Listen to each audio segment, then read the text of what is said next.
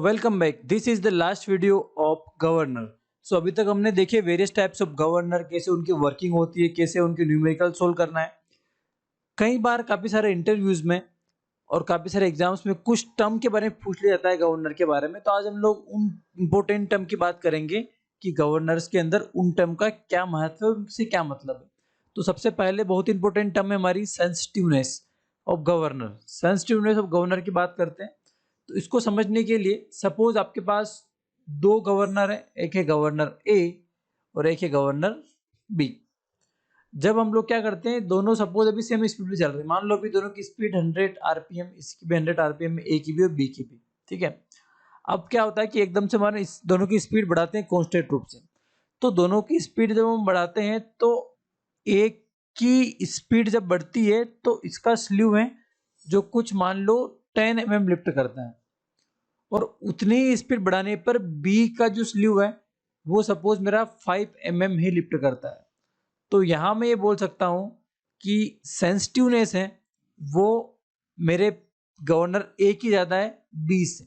तो इसका मतलब यहाँ पर ये हुआ कि 10 mm जो है लिफ्ट वो ज़्यादा है 5 mm के मुकाबले। तो गवर्नर ए जो है वो क्या है, more sensitive than governor be. So this is sensitiveness कि अगर आपका फ्रिक्शनल चेंज भी आए स्पीड में, अगर फ्रिक्शनल चेंज भी आए स्पीड में, तो आपका लिफ्ट अगर ज़्यादा करता है गवर्नर तो वो उतना ही ज़्यादा सेंसिटिवनेस है। तो गवर्नर यहाँ पर ज़्यादा सेंसिटिव भी नहीं होना चाहिए और बहुत ही कम सेंसिटिव भी नहीं होना चाहिए। गवर्नर एक ऑप्टिमल सेंसिटिव होना चाहिए। यहाँ पर सेंसिटिवनेस ऑफ गवर्नर निकालने के लिए हम फॉर्मूला यूज करते हैं n2 minus n1 upon n। n2 यहाँ पर है maximum speed of the governor, n1 है आपकी minimum speed of the governor, और n आपका है mean equilibrium speed of the governor. So n आप लिख सकते हैं n इक्वल टू होता है आपका n1 plus n2 upon 2 main speed के लिए। तो सेंसिटिवनेस कई बार पूछ ली जाती है कई क्वेश्चन में, तो आप इस तरीके से निकाल सकते हैं n2 minus n1 upon n। Now second term हमारी आती है स्टेबिलिटी।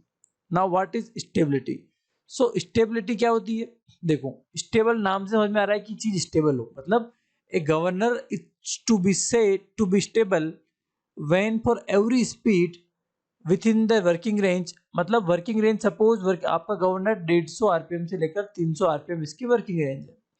तो इसकी वर्किंग रेंज पर हर पोजीशन पर कि सपोज 180 आरपीएम अगर होगा स्पीड, तो उस समय उसकी रेडियस कितनी रहेगी, 190 होगा तो कितनी रहेगी, मतलब हर एक पोजीशन ऑफ स्पीड पे उसकी अगर रेडियस जो है वो फिक्स हो।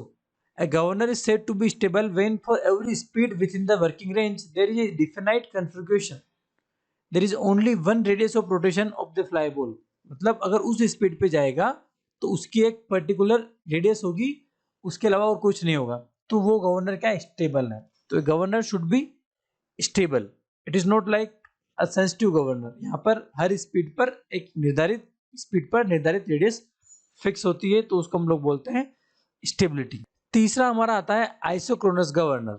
आइसोक्रोनस गवर्नर क्या होगा? एक governor is said to be isochronous.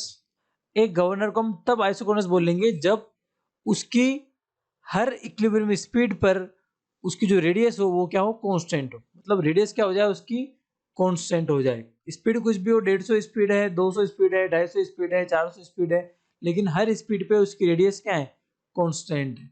अगर ऐसी कंडीशन आ जाए, कांस्टेंट रेडियस रहे और स्पीड रेंज कुछ भी रहे, तो वो उस कंडीशन को हम क्या बोलते हैं, आइसोक्रोनस गवर्नर। बेसिकली पोर्टल और प्रोएल में तो आइसोक्रोनस कंडीशन नहीं आती है, लेकिन हार्टनल गवर्नर में कई बार हमको ये कंडीशन देखने को मिल जाती है। ठीक है, तो ये होता है आइसोक्रोनस। समझ में आ गया होगा कि अगर एक कांस्टेंट रेडियस पर वो डिफरेंट स्पीड्स पर काम करता है तो वो उसको बोलते हैं आइसोक्रोनस गवर्नर।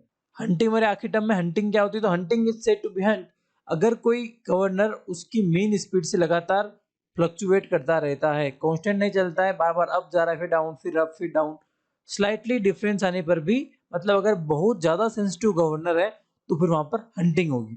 इसको हम लोग समझते हैं कि सपोज इसकी मेन स्पीड, मान लो इसकी 100 मेन स्पीड है, अगर मान लो स्पीड थोड़ी सी बड़ी, स्पीड मान लो 110 हुई, तो एकदम से आपका स्लीव क्या करेगा, ऊपर टच हो जाएगा, एकदम से ऊपर भागेगा, और ऊपर भाग के क्या करेगा, वाल को बंद कर देगा। अब जैसे ही वाल्व को बंद कर देगा, टोटल वाल्व को, तो एकदम से फ्लो कम हो जाएगा और ये वापस से एकदम से नीचे आ जाएगा, नीचे आके टकराया तो वापस वाल पूरा ओपन हो गया, फिर वो क्या करेगा, ऊपर चला जाएगा। मतलब स्लाइटली चेंज अगर स्पीड में हो तो भी बहुत ज्यादा रिस्पॉन्ड अगर ये करता है, मतलब हाई सेंसिटिव अगर है तो हंटिंग होगी।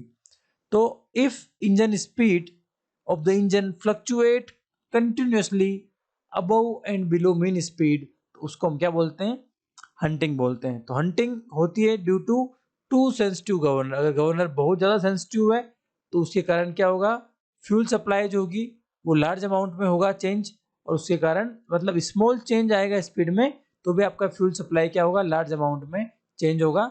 That is the reason of hunting. So I hope आपको चारों टर्म क्लियर हो गई होगी, sensitiveness, stability, isochronous governor and hunting. So ये सभी टर्म्स हैं जो आपको कई बार पूछ ली जाती है। आई होप आपको गवर्नर अच्छे से समझ में आ गया होगा, and this is all about governor.